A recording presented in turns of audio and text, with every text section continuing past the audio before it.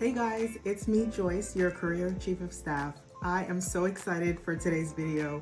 Today we are going to talk about how to create an actionable promotion strategy. Okay, let us get into it. First things first, you want to make sure that you are excelling at work. Getting promoted takes a combination of doing a great job, going above and beyond, communicating strategically, and understanding your organizational network.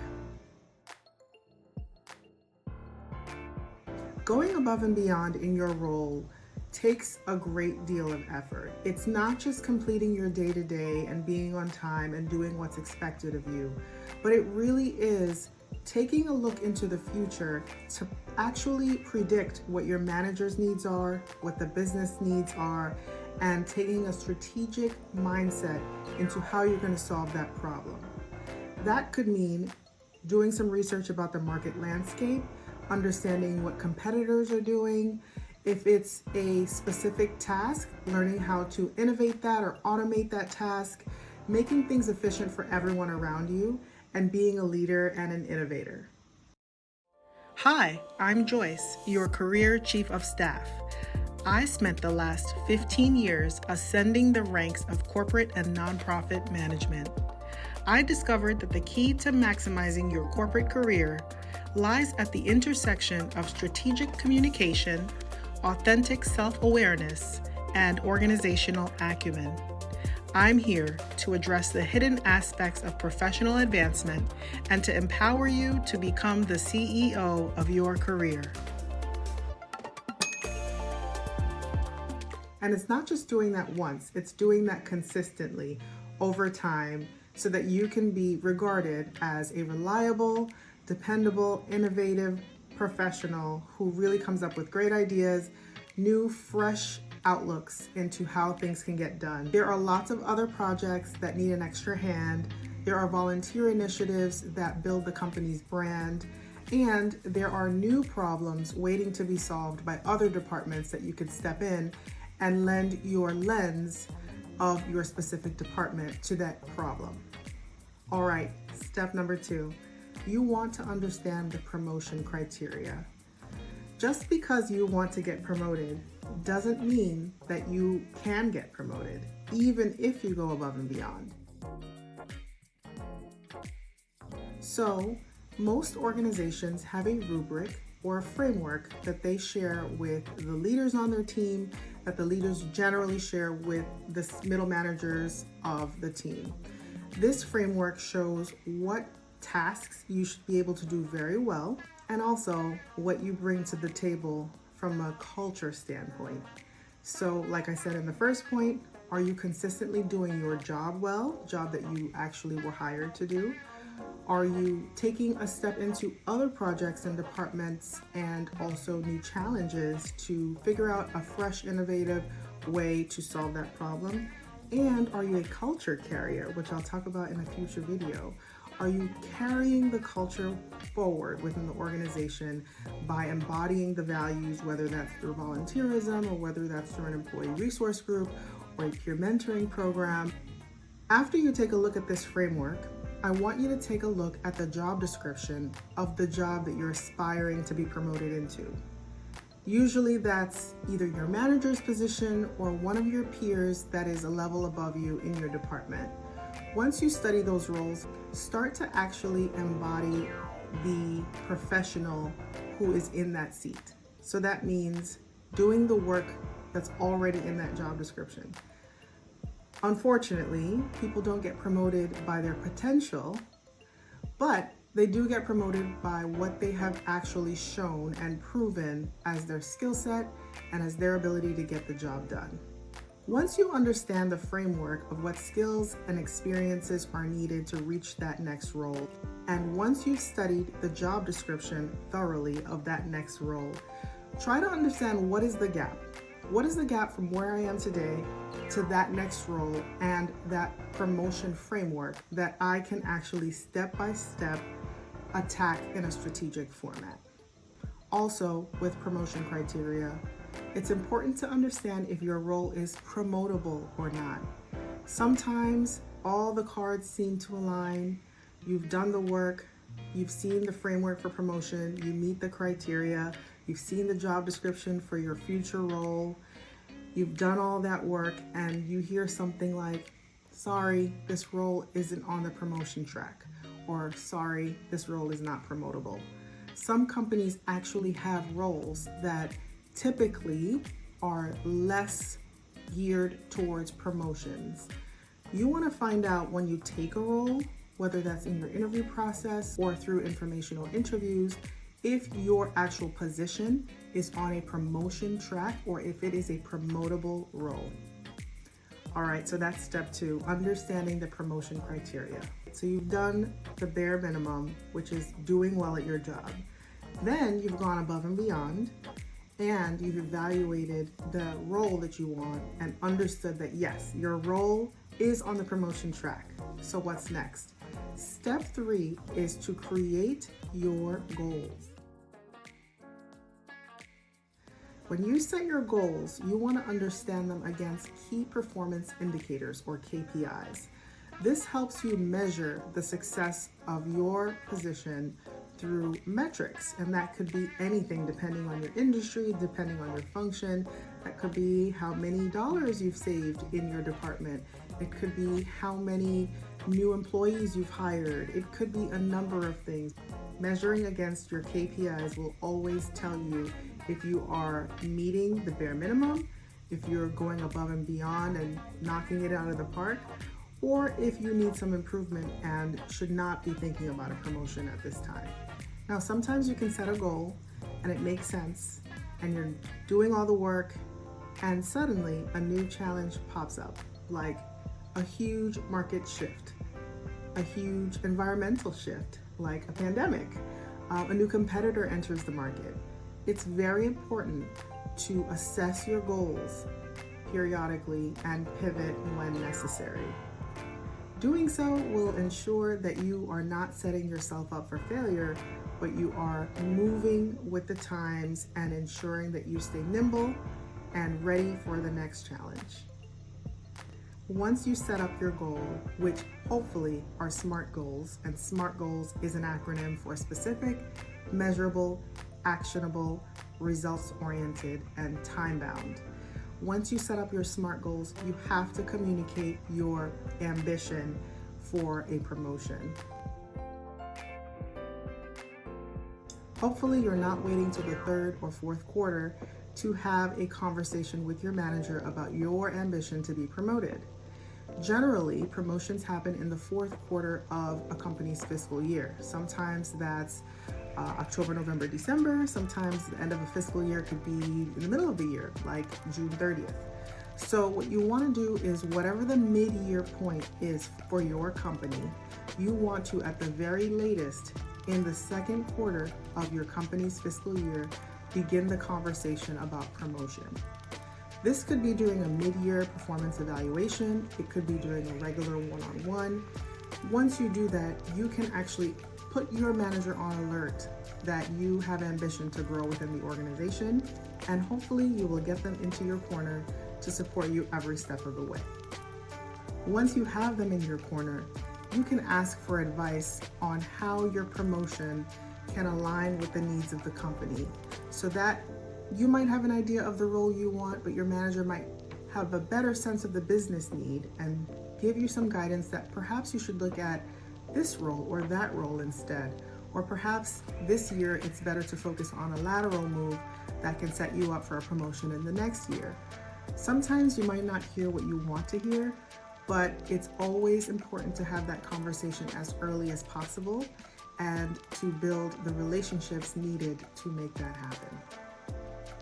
Finally, on this point, having this conversation as early as mid-year will give you a chance to course correct on any performance goals that you might have, any gaps that you may have in terms of a skill set or specific experiences within the company.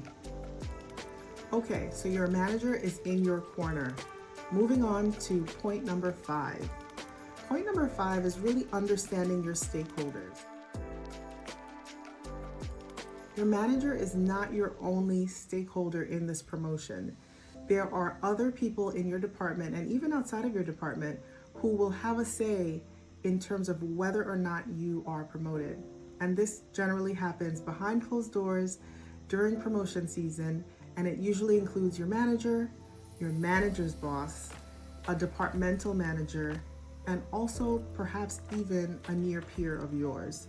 So try your best to understand within your organization who those people might be and start having informational chats with those folks. Start building allyship and perhaps even a mentoring relationship with one of your colleagues who is senior to you.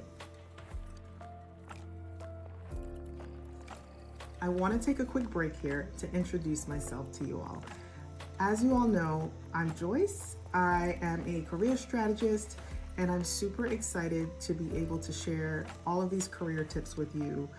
On this channel, you're really going to find authentic, actionable, and really cut and dry and transparent advice on how to pivot, grow, and thrive in your career. So whether you are just starting out and looking to join the workforce and need to understand your interviewing skills, what your resume should look like, what does it mean to network, to someone who is interested in advancing their career, getting to that next level, and also for those who are looking to thrive in their current career and to build that authentic voice and to craft and own their story and their narrative.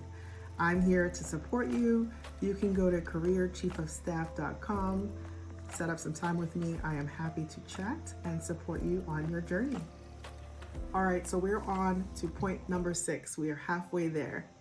Point number 6 is to continuously upskill and learn new skills. Learning new skills can mean anything from earning a certification, attending workshops and conferences, taking new courses, and even earning other credentials related to your role. Companies usually have a professional development budget set aside for employees to learn new skills relevant to their field. If your company does not have a budget, there are lots of free courses from top universities and also online platforms that will help you gain the skills you need to get ahead in your career. Leadership qualities such as decision making, conflict resolution, and also mentoring others can help you build that strong executive presence that you need to move up in the ranks at your organization. Developing new skills can actually go back to a prior point that I mentioned, which is solving problems. Finding new ways to solve old problems, once again, can build a skill set that helps not only your team and your company to solve problems in a more efficient manner, it actually builds a muscle of data-driven decision making.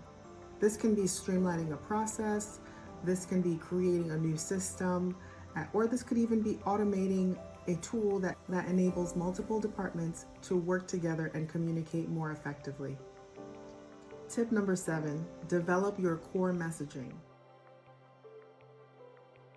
So if you were to envision yourself as a brand, think about what message do you want to send across to everyone about the value proposition that you bring. So that could be Joyce is a problem solver, Joyce is an innovative thinker. It could be that Joyce really knows how to work with people and to bring people together, or Joyce resolves conflict very well. Whatever that value proposition or that messaging is, you want to make sure that you are capturing that on a daily basis through the projects that you do, through the problems that you solve. And when you have those one-on-one check-ins, sprinkle a little bit of that into the messaging to your manager. When you meet with your mentor, sprinkle a little bit of that messaging into the conversation. When you walk into the building, if you're in a physical space, mention, hey, how was such and such event, and knowing that you planned that event and executed it flawlessly. If you're in a virtual room, you could put it in the chat, send a link to a project that you've already done so that everyone can take a look. Don't be afraid to self-advocate and speak up for yourself. Once you develop that core messaging, make sure that you're blasting it out over and over to folks without being obnoxious, of course, so they understand the value that you bring to the organization. Last thing on this point is that your work product is part of your core messaging. So you have to remember that all of the things you bring to the table are great. If your work is not up to par, it is not going to land well. So you could be the best person to resolve a conflict, the best person to innovate a new process, but if your basic work product that you were hired to do is not up to par, it is not going to land in the way that you want it to land. So fundamentally speaking, you want to ensure that your work product is on point, that you're going above and beyond and all the other steps that I mentioned, and your messaging layers on top of that. Okay, point number 8, be more visible. Increase your visibility by attending brown bag lunches, speaking up in meetings and at conferences, making sure that whenever there is a meeting, if it's virtual, that you're raising your hand and making a point.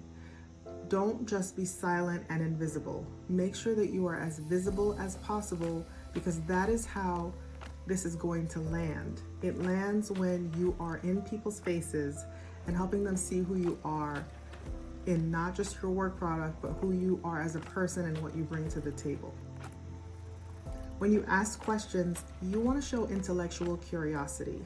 You want to ask thought-provoking questions, and your questions should show that you can think critically, that you've done research, and that you're well informed and are asking for the benefit of yourself and for others. And within the spirit of increasing visibility, be sure to ask those that you trust for feedback. When you show that you can take critical feedback and apply it in ways that are helpful and useful for your growth, it shows an emotional maturity and it will help you in the long run. Point number 9 is to create a realistic timeline. Sometimes promotions happen when you want them to happen, and honestly, usually they happen much later than when you want them to happen. Usually by the time someone expresses their ambition to be promoted, they may not have had the chance to understand the promotion framework, whether or not their role is promotable, what the gaps are that exist that they need to bridge, etc. So please be patient with yourself, be patient with the system and the process. It really is important that you play the long game. When you are in a corporate role, the business need is the number 1 priority. You are the number 2 priority, and your career ambitions and your goals and things like that. So sometimes you may have done everything. The role is promotable, you've done all the work, you've gone above and beyond, all of it. You might hear something like the market hasn't really been performing in the way that we had hoped, and so we are not promoting this year on this team or in this department. You may hear something like we don't have the budget to promote at this time. You may even hear something like right now there's a freeze organization-wide and we're not promoting anything below the director or the VP level. All types of things can happen, but just know that be patient. Your timeline has to have wiggle room, plus or minus 1 or 2 years for you to really capture it all and wait for the right timing and the business need to get that promotion. And finally, the last tip. The last tip is to be very patient, okay? You've got that timeline. That timeline is going to take patience. Along with your patience, be persistent. If it's something that you really want, people will know and they'll remember that you really worked hard last year or the year before. You really did well on this project, or you executed flawlessly in this program. Whatever it is, persistence should follow that patience. Don't give up. It's not gonna happen overnight, or it might, but if it doesn't, be persistent and be patient. When you accept feedback over the years, understand that you implementing that feedback is going to show a resilience, it's going to show a persistence, and that is remarkable. If your progress feels slow, maintain your professionalism. Always go to work every day with that same positive attitude, bring the same energy, bring the same focus onto the team every single day. By showing that you are professional shows a dedication to the company and a loyalty that will be rewarded. Okay, Those are my top 10 tips to prepare for your promotion. Strategic promotion planning requires going above and beyond at work, building strong relationships, communicating your ambition early, and also thinking about ways to innovate, problem solve, and bring your best self to the job. It takes a lot of patience, it takes a lot of persistence. The goal setting that exists for this particular task is not for the faint of heart. I know that you can do it. If you need help with your promotion strategy, I am happy to help. Go to careerchiefofstaff.com, set up some time with me, and I'll be glad to have a consultation with you. Best of luck and go get 'em.